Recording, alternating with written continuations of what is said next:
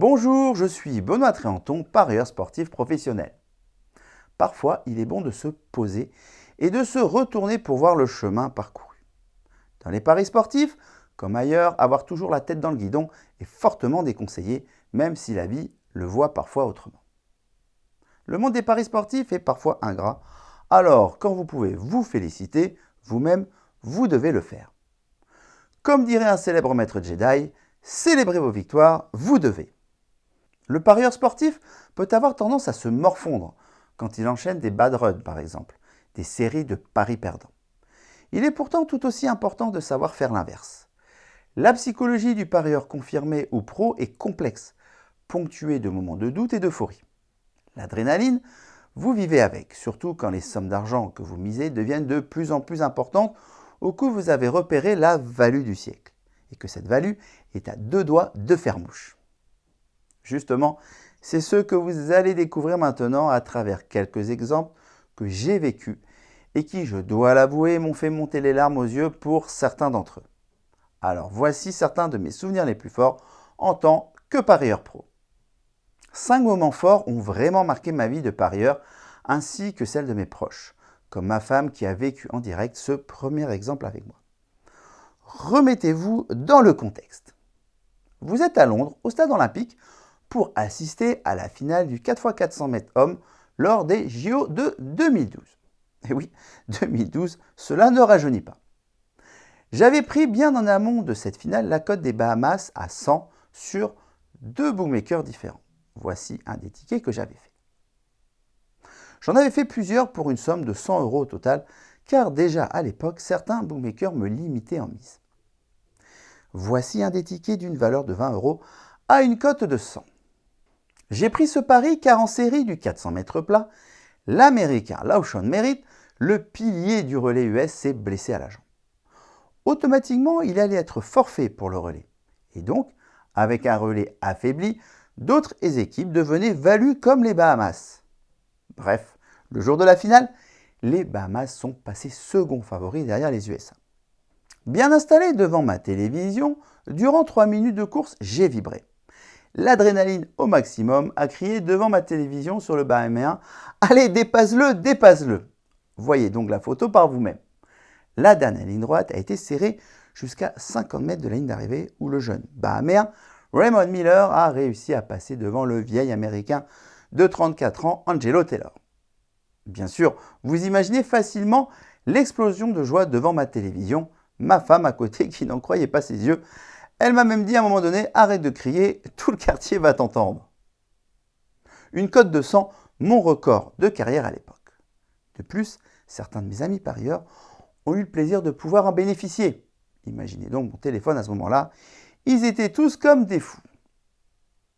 Au-delà du joli billet pris autour de 10 000 € de bénéfices, 9 900 € de bénéfices pour être précis, ce sont des moments de votre vie dont vous vous rappellerez toujours quoi qu'il arrive.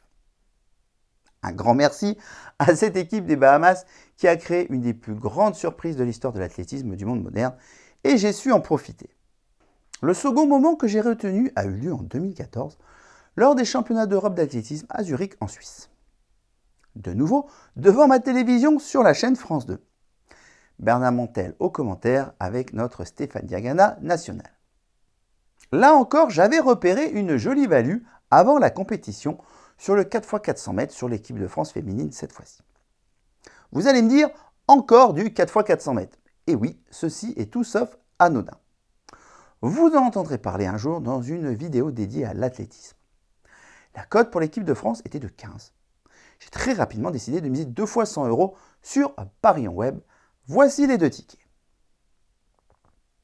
La course démarre et à l'aube du passage de témoin de la dernière relayeuse française, Floria Gay, l'équipe française est aux fraises. Alors, habitant Plougastel, le pays de la fraise en Bretagne, je sais de quoi je parle. Même les commentateurs n'y croient plus. Bernard Montel dit même « La France sera hors du podium, c'est fini ». La française est très loin d'un trio de tête composé de l'Ukraine, du Royaume-Uni et de la Russie. Seconde après seconde, l'espoir renaît. Floria Gay accélère dans la dernière ligne droite opposée et devant elle, les 3 nations commencent à coincer. À cet instant, Bernard Montel a dit une phrase dont je me souviendrai toujours.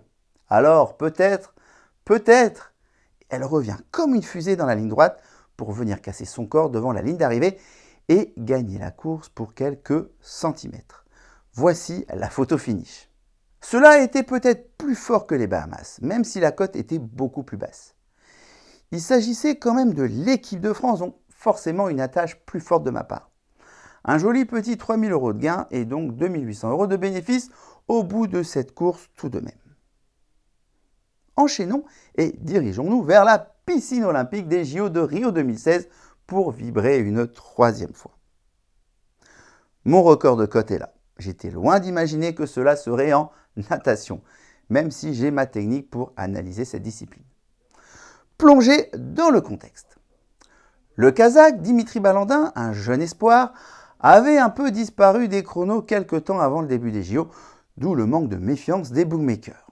Après analyse, j'ai jeté mon dévolu sur lui, surtout quand j'ai vu sa cote de 101 pour gagner le 200 mètres brasse, sa spécialité.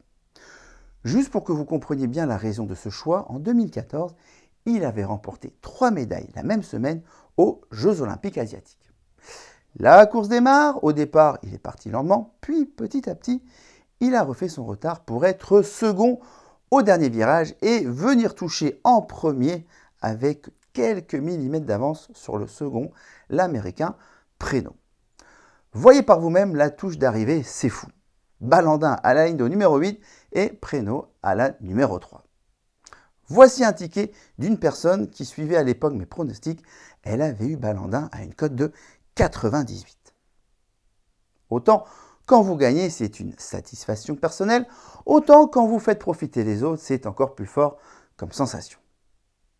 Plus récemment, vous avez eu les JO de Tokyo en 2021 au Japon. C'est le 4e souvenir sur lequel je vais revenir dans un instant. Encore des Jeux Olympiques? Et oui, je dois avoir une histoire d'amour avec les JO. Plus sérieusement, vous avez un nombre tellement important de compétitions en 2 semaines que les values sont plus nombreuses que d'habitude sur un temps très réduit. Ces values peuvent être expliquées par le manque d'habitude des bookmakers à côté ce genre d'événement qui a lieu tous les 4 ans. Ayant été coteur chez un bookmaker français, je sais de quoi je parle. Là, ce ne sont pas de grosses cotes. Ma fierté réside dans le fait de les avoir partagées à la communauté CEREPS. Voici le bilan. Sur 14 paris placés sur le nombre de médailles gagnées par les différentes nations, 10 étaient gagnants. Avec ma plus grosse mise de 4% qui est passée sur la France remportera moins de 12,5 médailles d'or à 1,66 chez Bwin. Là encore, cela a été riche en émotions en suivant les athlètes français. Alors oui, vouloir la défaite de tous les Français en finale est quelque chose de particulier à décrire. En même temps, un parieur pro se doit d'être parfois glacial dans ses choix. En plus, ce type de pari sur les médailles vous tient en haleine tout le long des JO, donc vous les vivez plus intensément. C'est une sensation difficile à décrire. Et voilà enfin mon dernier exemple, le 5e qui concerne le football. Ce pari était un PLT, pari long terme, pris en juillet 2013 et payé en juin 2014. Après analyse, j'avais jeté mon dévolu sur Metz, gagne le championnat de Ligue 2 et finit sur le podium. C'était sur un bookmaker.com de l'époque, d'où les termes anglais sur le ticket. Voici le ticket. Pour résumer, j'avais donc 75 € sur une cote à 41 et 75 € sur une cote à 10. Metz a bien fini champion cette année-là et j'ai donc fait un bénéfice cumulé de 3 675 €. À travers ces 5 différents exemples de paris, j'espère vous avoir motivé à redoubler d'efforts et à toujours persévérer quand vous êtes passionné. Et vous, quels sont vos meilleurs souvenirs dans les paris sportifs? N'hésitez pas à mettre en commentaire ce que vous avez vécu d'extraordinaire dans les paris. Il est vrai que j'accorde plus d'importance à des cotes extraordinaires en simple qu'en combiné. Car pour moi, passer une énorme cote en combiné s'apparente plus à de la chance qu'à autre chose, un peu comme du loto. Passer une grosse cote en pari simple peut parfois être dû à la chance, mais aussi grâce à une analyse fine pour détecter une jolie value à tenter. D'ailleurs, si vous n'avez pas encore ce type de souvenir, c'est que soit vous êtes un jeune parieur, au niveau de l'expérience bien sûr, ou alors il vous manque les bonnes stratégies que les paris sportifs requièrent. Le CEREPS pourra vous aider à vous construire ce genre de souvenirs si vous le souhaitez. Alors si vous voulez vous aussi parier avec des stratégies efficaces à travers le CEREPS, je souhaite vous accompagner pour vous permettre d'atteindre cet objectif. Dans la vie, vous pouvez apprendre à maîtriser n'importe quel sujet, y compris les paris sportifs. Pour ça, vous devez trouver les bons experts, ceux qui sont prêts à vous transmettre leur savoir et qui sont surtout capables de vous faire obtenir des résultats. Pour découvrir comment le CEREPS peut vous aider à parier efficacement et pour accéder aux stratégies que les parieurs professionnels utilisent pour leurs paris, cliquez sur le lien sous cette vidéo. Pour être informé de la sortie de nos prochaines vidéos, abonnez-vous à la chaîne YouTube du CEREPS et pensez à activer les notifications. Et si vous avez aimé cette vidéo, n'hésitez pas à mettre un pouce bleu et à la partager. Merci d'avance, bon jeu et à très bientôt dans une nouvelle vidéo.